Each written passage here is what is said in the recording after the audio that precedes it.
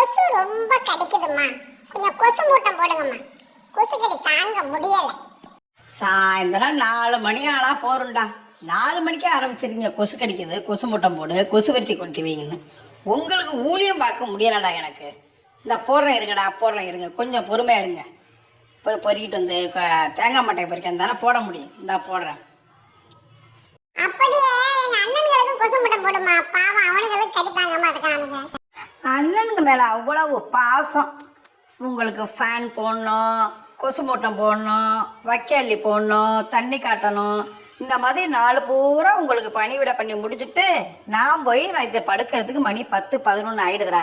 எனக்கு யாரா இதெல்லாம் பார்ப்பாங்க? கொஞ்சம் கூட தர நினச்சி பார்க்க மாட்டீங்களாடா? இதெல்லாம் என் நேரம்டா.